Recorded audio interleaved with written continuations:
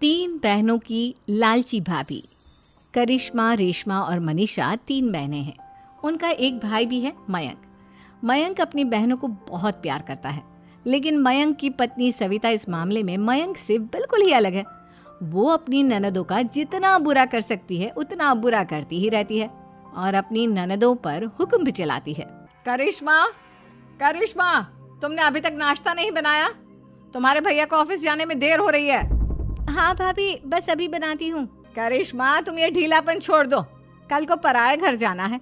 वहाँ अगर तुम इस तरह से काम करोगी तो लोग क्या कहेंगे कि माँ ने और भाभी ने कुछ सिखाया नहीं। और तुम्हारी दोनों बहनें कहाँ हैं? अब रेशमा मार्केट गई है और मनीषा सो रही है। क्या? सुबह के 8 बज रहे हैं और ये महारानी अभी भी सो रही है? ये कहते हुए सविता अपनी सास दुर्गा देवी के पास जाती है। माँ जी, देख रही हो अपनी बेटियों के तौर तरीके? क्या हुआ बहू, सुबह सुबह क्या कर दिया मेरी बेटियों ने? अरे एक तो अभी अभी उठकर किचन में गई है, दूसरी सुबह सुबह बाहर चली गई और तीसरी अभी तक सो रही है। क्या करूं मैं इन तीनों का? मैं तो परेशान हो गई हूँ। जा जाकर उठा उसे और रेशमा से मैं बात करती हूँ। सविता सीधा मनीषा के कमरे में जाती है और उससे कहती है, महारानी जल्दी उठो, सूरज सर पर आ गया है। भाभी थोड़ी देर और सोने दो ना, मैं रात को लेट सोई थी। वो क्या ना, यूनिट टेस्ट चल रहे हैं। शराफत से उठती है या नहीं, या फिर पानी की भरी बाल्टी डालूं तेरे ऊपर? नहीं नहीं भाभी, मुझे बिस्तर में नहीं नहाना, उठती हूँ मैं। मनीषा जल्दी से उठकर बाथरूम में चली जाती है। सभी आराम से बैठकर नाश्ता कर रहे होते कि तभी रेशमा बाजार से हाथ में सामान लिए आ जाती है।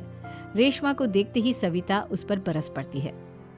लो, आ गई महारानी। ऐसा भी क्या सामान लाना था जो सुबह आंख मलते ही बाजार की तरफ रवाना हो गई? भाभी, कल आप ही तो चीख रही थी कि घर का सारा सामान मुझे ही लाना पड़ता है, घर में किसी को भी किसी काम से कोई लेना देना नहीं है। अब मैं बाजार जाकर सामान ले आई तो आपको इस बात से भी तकलीफ हो रही है? देख रही हो माँ जी, अपनी बेटी की जुबान कैंची से भी तेज चलती है।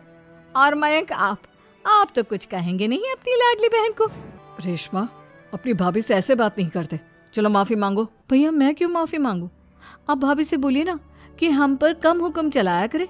हम इस घर की बेटियां हैं और आपकी पत्नी की ननद है, नौकरानी नहीं। लो कर लो बात। इनकी भलाई के लिए कुछ भी बोलो तो इन्हें बुरा लग जाता है। इस घर में यही इज्जत है मेरी। देख लो माँ जी, आपकी बेटी किस लहजे में मुझसे बात कर रही है। सविता वहां से चली जाती है। मयंक को बहुत गुस्सा आता है, वो भी वहां से चला जाता है। फिर करिश्मा रेशमा को समझाती है, रेशमा, तुम्हें भाभी से माफी मांग लेनी चाहिए थी ना।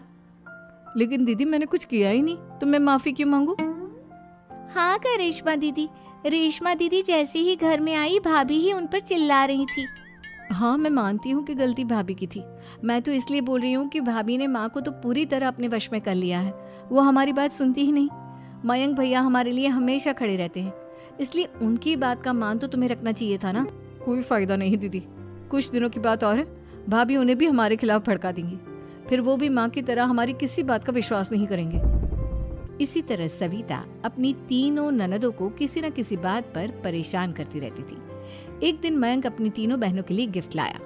करिश्मा, ये तुम्हारे लिए हार का सेट। रेशमा, तुम्हारे लिए सुंदर सी ड्रेस। और मनीषा, तुम्हें किताबें पसंद है ना, तुम्हारे लिए किताबें लाया हूँ। थैंक यू भैया।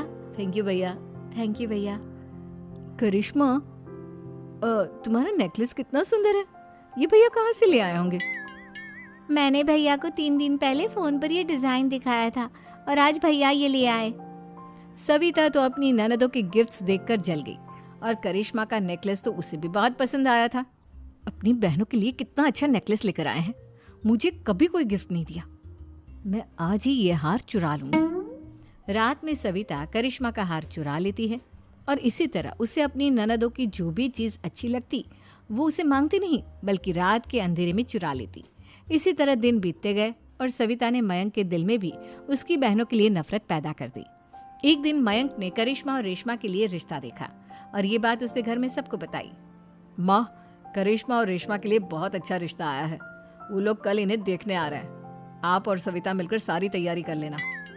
ये सुनकर करिश्मा और रेशमा खुश हो जाती हैं, लेकिन सविता सोचती है, अगर इन दोनों बहनों की शादी हो गई तो घर और बाहर का काम कौन करेगा? मनीषा तो एक नंबर की कामचोर है, उससे तो किसी बात की उम्मीद लगाना ही बेकार है। मुझे इस शादी को रोकना होगा। अगले दिन सभी लड़के वालों के स्वागत की तैयारी करने में लगे होते हैं। तभी मयंक अपनी बहनों से आकर कहता है, तैयार हो गई तुम दोनों? देखो दोनों लड़के बहुत अच्छे हैं, मैं कोई कसर नहीं छोड़ना चाहता, इसलिए तुम उनके सामने अच्छे से बिहेव करना और अपनी भाभी से लड़ने मत लग जाना। करिश्मा, तुम वो नेकलेस पहन लो ना जो मैं तुम्हारे लिए लाया था। भैया मैं बहुत देर से वो नेकलेस ढूंढ रही हूँ, लेकिन मुझे मिल ही नहीं रहा। क्या तुमने नेकलेस खो दिया? तुम्हें पता भी है वो कितना महंगा था? तुम कोई काम ढंग से नहीं कर सकती। मयंक गुस्से में वहां से चला जाता है। थोड़ी देर बाद लड़के वाले भी आ जाते हैं। वो दोनों बहनों को पसंद कर लेते हैं और रिश्ता पक्का हो जाता है। लेकिन सविता के दिमाग में तो कुछ और ही खिचड़ी पक रही थी। वो पंडित जी के पास करिश्मा की कुंडली लेकर जाती है और उन्हें पैसे देकर करिश्मा की कुंडली बदलवा देती है। जब लड़के वालों के पास करिश्मा की कुंडली जाती है तो वो दुर्गा को फोन करते हैं। बहन जी, हमने करिश्मा की कुंडली अपने पंडित जी को दिखाई थी। आपकी बेटी की कुंडली नहीं बल्कि दोषों का पिटारा है। देखिए, मैं और मेरे पति इन सब बातों में बहुत विश्वास करते हैं, इसलिए हम आपकी बेटी से अपने बेटे की शादी नहीं करा सकते। इस तरह करिश्मा का रिश्ता टूट जाता है और सभी घर वालों को बहुत दुख होता है। अब कविता सोचती है, चलो करिश्मा का तो रिश्ता टूट गया, अब रेशमा का भी रिश्ता तोड़ना है। क्या करूं?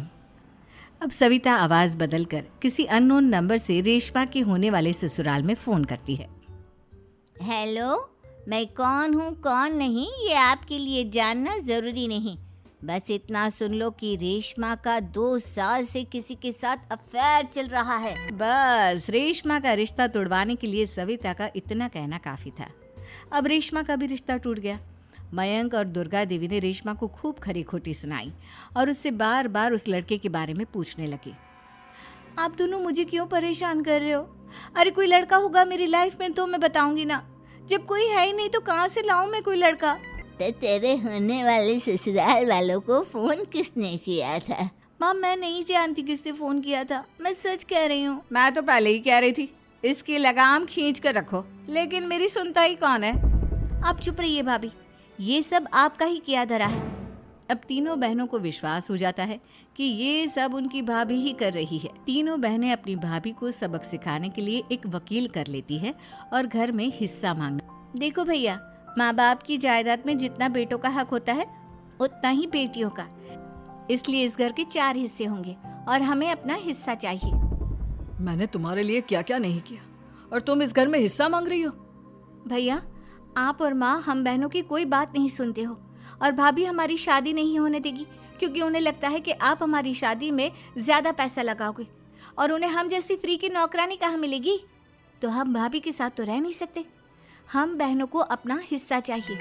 अरे तुम्हें शर्म आनी चाहिए अपनी भाभी पर ऐसा इल्जाम लगाते हुए। वो तुम्हारे बारे में कितना सोचती है। हाँ माँ, भाभी हमारे बारे में बहुत सोचती है, दिन रात बस यही सोचती रहती है कि किस तरह से अपनी तीनों ननदों को परेशान करूं और कभी मुझे पढ़ने भी नहीं देती।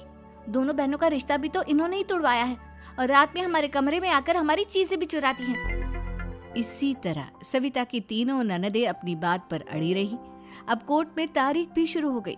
जब सविता को लगा कि उसकी तीनों ननद इतनी आसानी से नहीं मानने वाली, तो उसने अपने पति और सास को सारी सच्चाई बता दी और अपनी तीनों ननद से माफी मांगी। मयंक और दुर्गा को भी अपनी गलती का एहसास हो गया। अब सविता खुद करिश्मा और रेशमा के लिए अच्छा रिश्ता ढूंढती है और उनकी शादी करवाती है।